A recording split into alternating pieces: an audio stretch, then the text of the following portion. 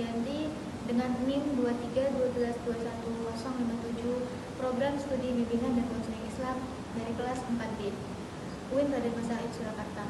Di sini saya akan melakukan video konseling untuk memenuhi tugas akhir dari mata kuliah Keterampilan Bimbingan Konseling dengan pendekatan konfrontasi.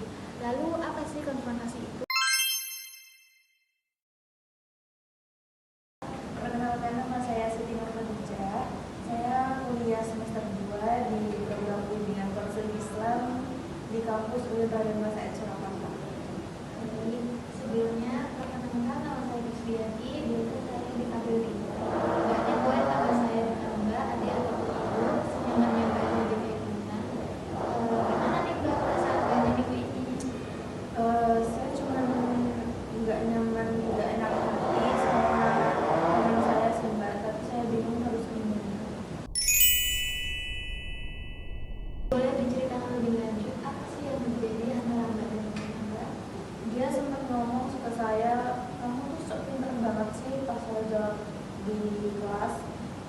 Dia niatnya cuma bercanda, tapi itu saya merasa nyakitin. Baik, saya paham sih dengan perasaan Mbaknya dan kenapa Mbaknya sampai tidak nyaman. Apalagi itu tuh berasal dari orang terdekat kita. Lalu setelah itu apa sih yang Mbak lakukan?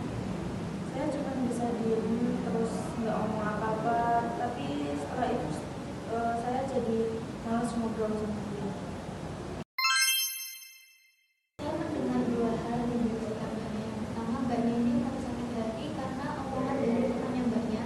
Dan yang kedua ini, Mbaknya diem aja dan bersikap seolah-olah tidak terjadi apa-apa. Lalu bagaimana sih Mbaknya ini menjelaskan hal itu?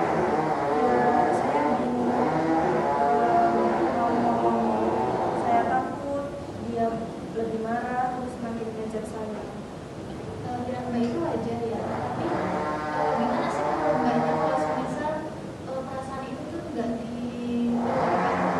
Mungkin saya jadi lebih kesal, terus lebih gak nyaman. Bisa jadi saya lebih malah makin menjauhin dia. Itu bisa terjadi ya Mbak, karena di sini Mbak ini ingin berteman, tapi Mbak juga nggak mau sakit hati nih.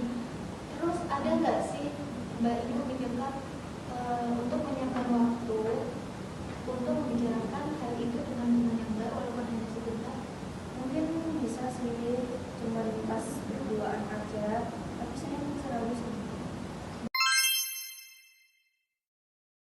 Sekali Mbak sudah mulai memikirkan langkah awal ini karena menghadapi hal itu nggak gampang. Kita bisa diskusikan bagaimana menyampaikan perasaan Mbak ini dengan tenang dan jelas.